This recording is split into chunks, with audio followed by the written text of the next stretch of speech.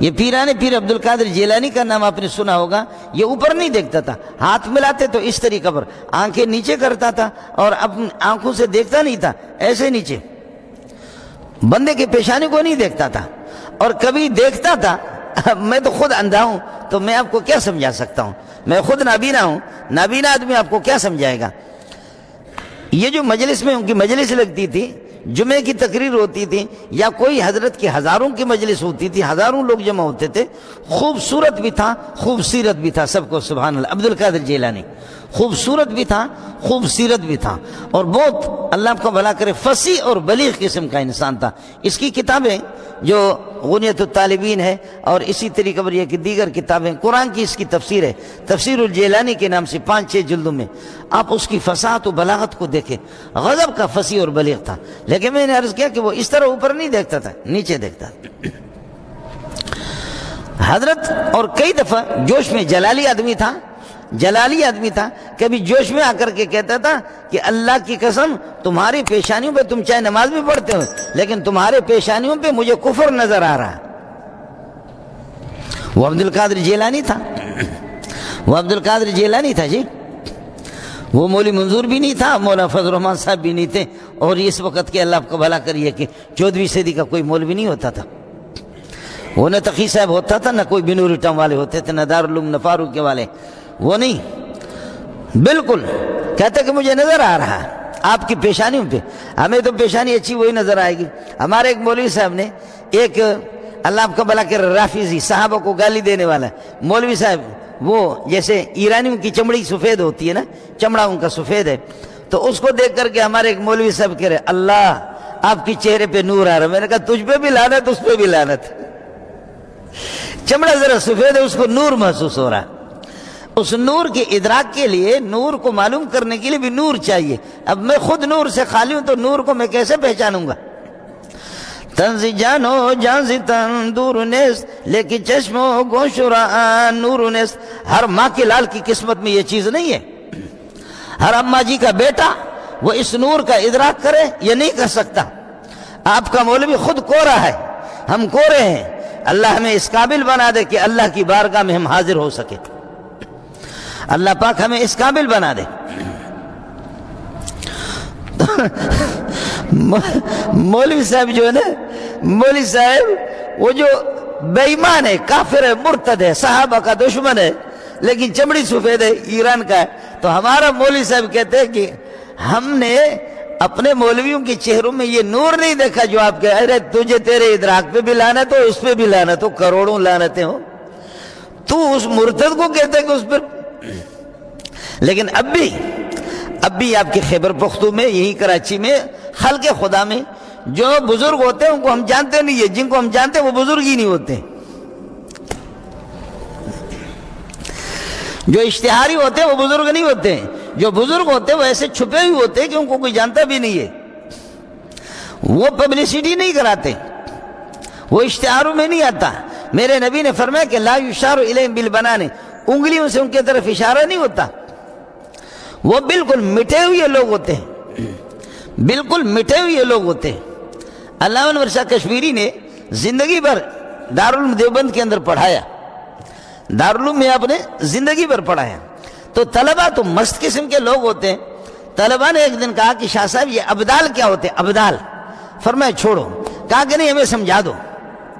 طالب علم ہے جو شیطانی میں آ جائے شرارت میں تو اونٹ کو اٹھا کر کے مسجد کے اوپر انہوں نے پہنچا دی. آپ نے کبھی دیکھا ہے کہ اونٹ کو بغیر کرین کے اٹھا کر کے مسجد کے اوپر؟ ہمارے پاس استاد پڑھاتا ہے سندھی ہے، اس سے تم پتا کرو، اس کی گاؤں کا مسئلہ ہے. یہ گھوٹکی میں باقاعدہ ہوا.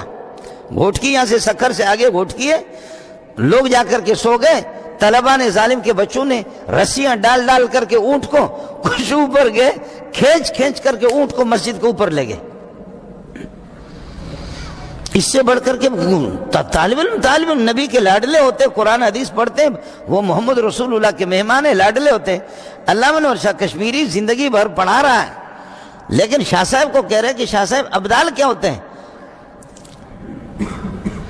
تو انہوں نے کہا چھوڑو. کہا عملی طور پر ہمیں سمجھاؤ. اب جب تک آدمی کسی چیز کو دیکھے نہیں وہ کیا سمجھے گا؟ عملی طور پر دکھاؤ. شاہ صاحب نے فرمایا کہ کھڑکیاں بند کرو، بھاگنا نہیں، کھڑکیاں بند کرو اور بھاگنا نہیں، میں دکھاتا ہوں۔ تو انہوں نے کہا کیسے دکھائیں گے؟ تو حضرت اقدس تو ہلکے بدن کے تھے اور وہ اس طرح میرے طرح موٹا تھوڑی تھا، تو اس طرح اپنے ہاتھوں کو زمین پر دیکھ کر کے، جس مسند پہ بیٹھا ہوا بخاری شریف سامنے ہوتی تھی پڑھاتے تھے، تو بخاری شریف بند کر کے ایسے اس طرح اوپر اپنے جسم کو جو ہے نا اپنے ہاتھوں پر اس طرح اٹھایا، تو گر کھڑکیوں کے دروازے ٹکرانے لگے اور کھڑکیوں کا کلاس پوری اس میں آ گیا۔ شاہ صاحب کے بھی آنسو آگے رونے لگے اور طلبہ بھی، انہوں نے نعرہ لگایا، فرمایا بس ابدال اس کو کہتے، ابدال انہی کو کہتے۔ کبھی کبھی وہ ہمارے مجلسوں میں ہوتے ہیں اور اس کا کسی کو پتہ نہیں ہوتا،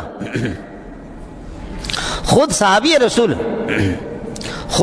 رسول انس بن نضر، سبحان اللہ، انس بن نضر رضی اللہ تعالیٰ عنہ، ان کی ہمشیرہ نے کسی خاتون کی دانت کو توڑ دی، ہوتا ہے وہ بھی صحابی، دوسرے خاتون کی دانت کو توڑ دیا۔ اس پر ہوا کیا؟ اس پر یہ ہوا، انہوں نے مقدمہ دائر کیا محمد رسول اللہ کے پاس، رسول پاک نے فرمایا کہ ان کے دانت کو بھی توڑا جائے گا، آپ نے زیادتی کر کے ان کے دانت توڑ دیے، آپ کے دانت کو بھی توڑا جائے گا۔ تو حضرت انس بن نضر یا نضر بن انس، تو انس بن نضر رضی اللہ تعالیٰ عنہ نے کہا یا رسول اللہ میری بہن ہے اور ہماری قوم کی رسوائی ہے، معاف کر دو، ان سے کہہ دو کہ یہ دیت لے لے، تاوان لے لے، قیمت لے لے، یہ معاف کر دے جن کی جس خاتون کے دانت کو انہوں نے توڑا ہے۔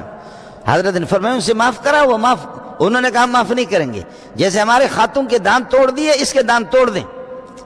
تو میرے نبی نے فرمایا کہ انس کتاب اللہ القصاص، کتاب اللہ قصاص ہی کو قرآن میں آ گیا، وَكَتَبْنَا عَلَيْهِمْ فِيهَا أَنَّ النَّفْسَ بِالنَّفْسِ وَالْعَيْنَ بِالْعَيْنِ وَالْأَنْفَ بِالْأَنْفِ وَالْأُذُنَ بِالْأُذُنِ وَالسِّنَّ بِالسِّنِّ، دانت کے مقابلے میں، وَالسِّنَّ بِالسِّنِّ وَالْجُرُوحَ قِصَاص، دانت کے مقابلے اس کے دانت توڑ دیں گے، چھوڑیں گے نہیں اس کو۔ قربان جاؤں، ادھر نبیوں کا سردار ہے، ادھر اس کا صحابی ہے، شاگرد ہے، شاگرد جوش میں آ گیا اور اس نے کہا اللہ کی قسم میری بہن کی دانت کو نہیں توڑا جائے گا،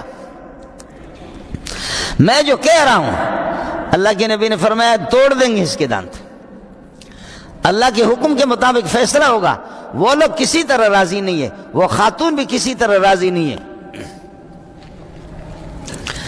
اب ہو گیا، شاگرد بھی لاڈلا تھا اور میرے نبی صلی اللہ علیہ وسلم کی شاید توجہ نہیں تھی کہ اس میں کیا ہے، تو اس نے جیسے قسم اٹھا کر کے کہا خدا کی قسم میری بہن کے دانت کو نہیں توڑا جائے گا۔ اب تک یہ لوگ سخت غصے میں تھے، ہم معاف نہیں کریں گے، وہ خاتون بھی غصے میں تھی، میں معاف نہیں کروں گی کسی بھی صورت میں، لیکن جیسے اس نے قسم اٹھایا یہ جوش میں آ گیا، انہوں نے فوراً کہہ دیا کہ ہم نے معاف کر دیا، فوراً انہوں نے۔ اب ظاہر ہے کہ یہ فقیر اور یہ مسکین جب جوش میں آ گیا تو کہنے لگے کہ جی بالکل اسی طرح ہوگا، میری بہن کے دانت کو نہیں یہ کہ توڑا جائے گا۔ تو فوراً جیسے اس نے قسم اٹھایا فوراً انہوں نے معاف کر دیا۔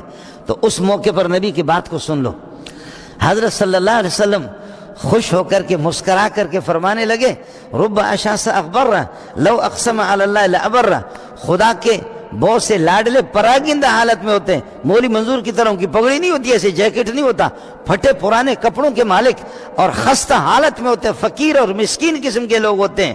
فرمایا کہ جب وہ قسم اٹھاتے ہیں کہ اے اللہ اس مسجد کو یہاں سے ہٹا دے، اے اللہ اس دیوار کو ہٹا دے، اے اللہ اس پہاڑ کو ہٹا دے، اے اللہ اس درخت کو دوڑا دے، تو فرمایا جیسے وہ قسم اٹھاتے ہیں اللہ اسی طرح کرتا ہے۔ یہ پیر عبد القادر جیلانی کا نام آپ نے سنا ہوگا، یہ اوپر نہیں دیکھتا تھا، ہاتھ ملاتے تو اس طریقے پر